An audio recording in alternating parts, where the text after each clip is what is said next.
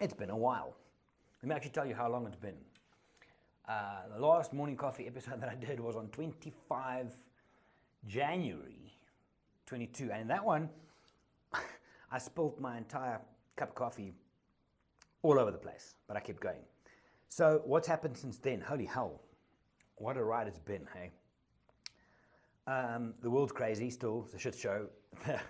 Apart from Russian mess and Putin turning into a proper cock tonsil, we all just seem to have forgotten about COVID. It's like, what? And then yesterday, I wasn't going to, not for any other reason, I wasn't really going to go for the booster, but in order for me to go to Svalbard, I have to have a booster. It's part of their requirement. So on the first two, I felt nothing. Not a sore arm, nothing. So yesterday morning I go, the very kind nurse jabs me. I think she fucking hit bone. And so my arm's a little bit swollen up, my shoulder, and I feel like the walking dead. You know that feeling when you have flu, like full-blown flu, and in the evening you lay and you can't get comfortable and you're turning this way and your body's sore and you try and get there and then I had that last night. I still feel like that. It sucks. And then the first thing I see this morning, I open Twitter, going through news and stuff, and they're talking about, oh no, Pfizer or Moderna or whoever the hell have now said that you can get a fourth booster if you're over 50. It's going to be amazing. Fuck right off. Not the way I'm feeling now. It's horrible. It is strange though how we've changed our opinions and things on COVID from what I can tell in my kind of world. It's just suddenly the focus shifted to Russia and that shit show, and just COVID's like, yeah, whatever. Now, if you guys haven't checked it out, I have started my own podcast, the Gerry from Walt podcast, clever name, and in it I just talk to people, interesting people. So in episode 1, I spoke to a drug and rehab counselor who was addicted in the past as well. Then I speak to a business owner and a franchise holder for Colcaccios, which is one of the biggest Italian/pizza chains. Who then? I speak to a cannabis entrepreneur. That episode went live today, and she owns a cannabis store in Clarence, small little town. So that was interesting. Spoke to her about that. Spoke to Han, and yesterday, on the weekend, I spoke to Barry, my therapist. So because of all the coaching I'm doing, I'm taking on a lot of stuff from people. Fucking love it though. It is amazing. But obviously you need to kind of defrag and get stuff out as well. So I got him on the podcast and we spoke a little bit about the whole thing and COVID and how it's affected mental health throughout the world. Wow, man. Interesting episode. That one's coming out on my podcast next week, Tuesday, I think. So go and check that out. And at the end of this, we also speak about social media. Now, social media, you might have noticed, I haven't been doing as much as, let me just turn something on here, as much as what I was hoping for. Okay, my light just died. And it's been amazing. I posted something on my story a little while ago about how you can actually create in the real world, live in the real world, make money in the real world, make a difference in the real world without all of the social stuff. I find it so fake right now. And I don't know if I can blame algorithms or whatever, but it just doesn't seem to be that much reach and engagement. It's a funny thing. So, and you can hear this in the podcast when I release it later in the week, but if you look at, they did studies with two groups, and they said, you guys can have social for the month, you guys can't. How do you feel about this? And the group that said they can't have it were like, I think I'm going to miss it, and my life's going to be the poorer for it, and what have you.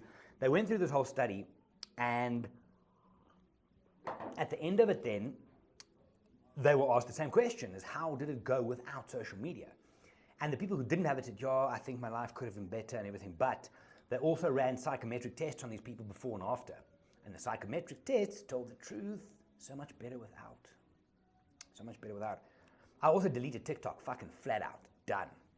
Because there's that idiot Wyatt, if you're watching, you're still a dick, who just rips off everything, and he's ripped off people for money using my profile and this and that. But I was reading a thing, I've been doing a lot of research and reading into various things the last while, and from a privacy point of view, the stuff that TikTok, the app, digs into on your phone, and you're like, it's not worth it. It is one of the worst apps from a privacy and security point of view. It's shocking. It's absolutely shocking.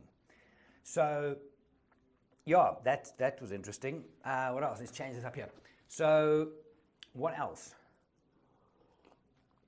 Oh, I had to put down my boy yesterday, Ziggy. It's probably one of the most difficult things I've had to do in my life ever. I remember when Rocky, my other, so I got the two of them together in 2009, babies. And Rocky I had to put on a year and a half ago. There was something happened on the fly. So it was literally, I took him into the vet, came in the afternoon. Jason, good mate of mine who runs the vet, he said, listen. So that was a snap decision. Now Ziggy was in his 14th year, he was about 13 and a half years old. And over time, he got skinny. And he was the runt of the litter, hey? So he had a big fucking innings. It was good. But then over the last few weeks, he hurt his front leg. I think he was playing with Jackson, my other Boston. And he started limping, and he just went backwards very quickly. And Monday morning, I picked him up out of the bed and put him down, and he was like struggling to walk, and I just knew. And then I got Jason, and it's the easiest way. Instead of going into the vet and then doing the euthanasia thing there, Jason came to our house. So had him on the bed there in his little noodle thing.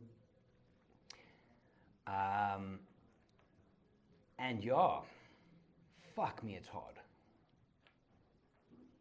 It's scary.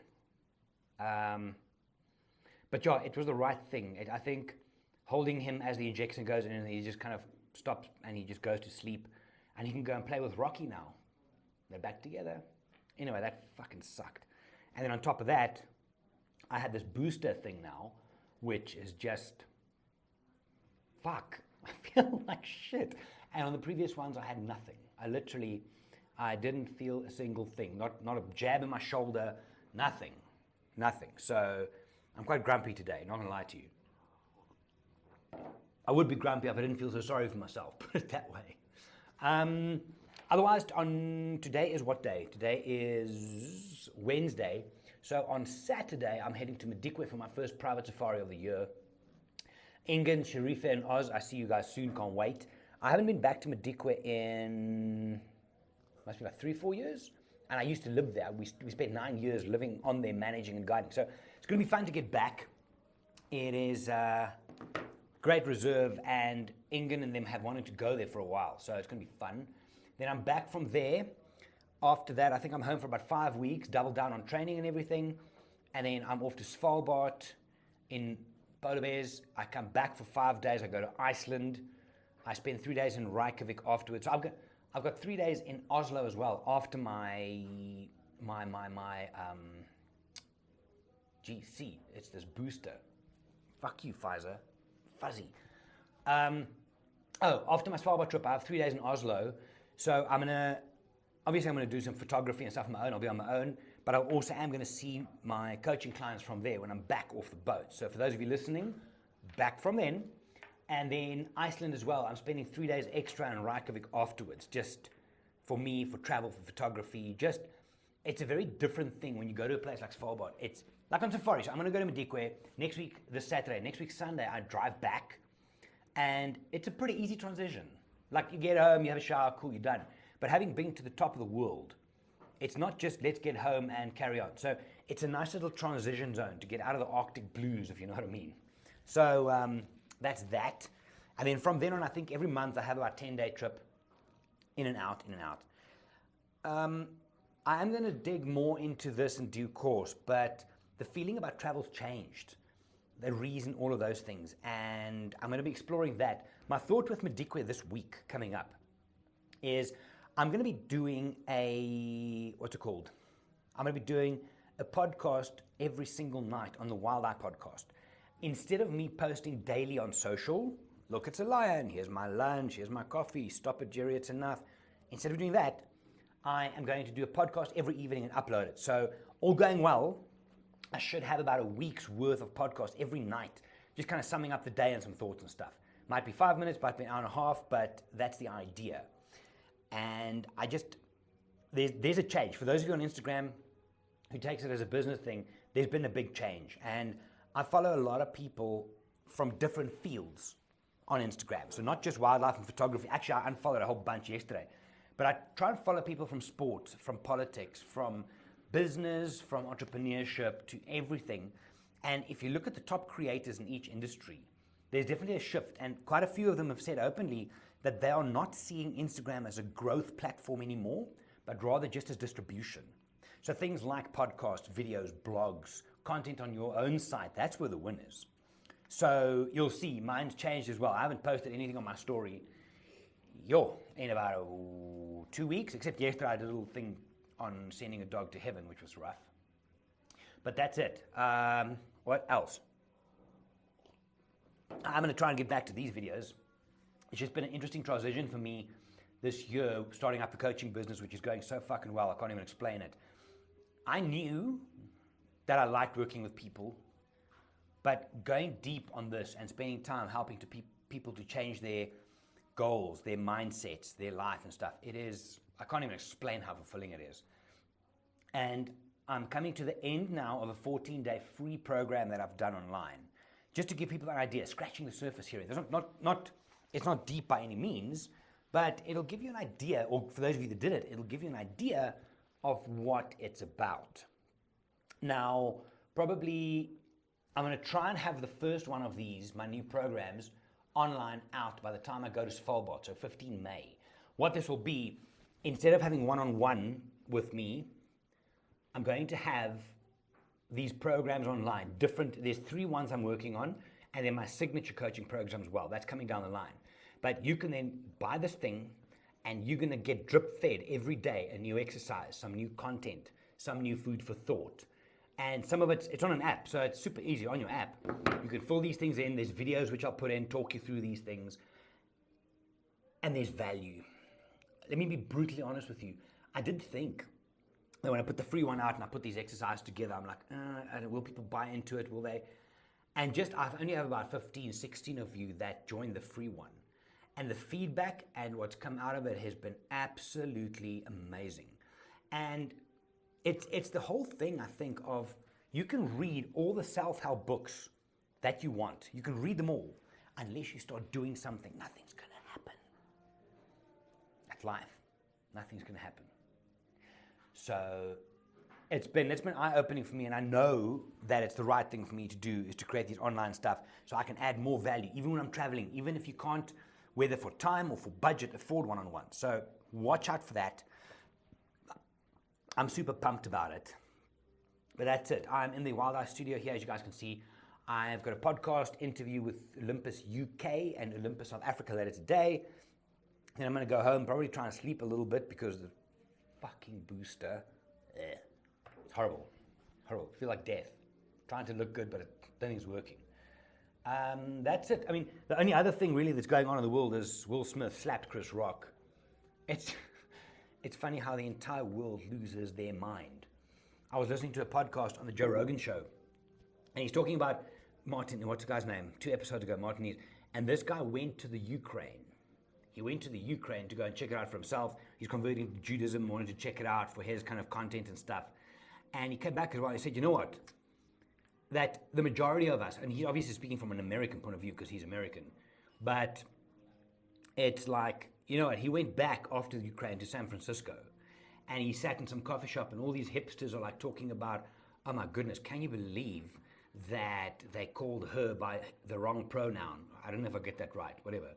And how is it not fair that the guy who now identifies as a girl won the swimming, and how can we and he's like, fuck you, Oaks. Do you understand the context of the bigger picture? There are people dying in the streets, moms with babies, and you guys are worrying about shit like that. And it was very funny to me when this Will Smith thing happened. So I woke up in the morning, while I'm having coffee, I go through Twitter and New York Times. There's my 2 news. Twitter is more like let's see who's fighting with who, but New York Times and stuff. And everything is suddenly the Will Smith slap on Chris Rock. For right or wrong, I couldn't actually care. Who cares, right? I couldn't care. But it's funny how something as superficial as that draws our attention away from the shit that really matters. Anyway, I'm still not convinced it wasn't a setup thing, but who knows? Because Chris Rock and Kevin Hart's about to travel together and do tours together. And suddenly the ticket prices have jumped, prices and sales through the roof. They're going to have cool content, though, about Will Smith slapping him. Anyway, also on a sideline, and I'm going to write a little bit of this about my newsletter. About this in mind, it's the drugs, it's the booster. In my newsletter, I have started, so I got a new iPad specifically for my coaching sessions, because from a recording point of view, notes taking, sharing, stuff like this and so on. And one of the things I started doing, and I started doing this mostly because, I tore my shirt. Yeah, damn it. When this whole Ziggy thing came up, I downloaded what's it called? A drawing app on the iPad, and I started sketching. And it's actually been really interesting. This is something I'm busy with. All right? Can you guys see that? Come on. Doesn't really want to focus on it. That's a waterfall in Iceland I'm playing with. And then the other one that I finished, I'm putting color to it now, is something like that. Okay, so it's been an interesting exercise. And I've never, ever, like, I can't draw a little stick man. But suddenly, as a way to just kind of zone out, I started scribbling on this app, and you just go deeper, and it's like, wow, okay, this is pretty cool. Because during that time, I don't think of anything else, which is nice. Anyway, I'm going to leave this one here. Question for the day, for those of you that still want to play along. Drop this into my direct messages in Instagram or at the bottom of this video. Have you had, it's a two-parter, have you had your booster shot and did it make you feel like death? And if it did make you feel like death, which this is death warmed up right now, if it did, and they say you have to get a fourth one, will you?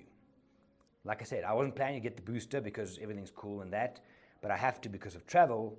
But if they say I've got to get a fourth one after what I feel like now, tell them where to go stick that thing. Anyway, guys, it's actually nice to be back. Good space, loving the coaching, it's going really well. Loving the vibe in the Wild Art office, things are going so good. Guys are traveling again, and I'm off to safari on Saturday. Anyway, wherever in the world you are, good morning, good evening, and good night. I'll see you guys soon again. Definitely I'll do one or two of these from a Dikwe as well. Otherwise, I'll catch you on the flip side. Stay safe. Don't forget to be awesome. My name is Gerry. I'm from Wild Eye. Have a good one. Bye.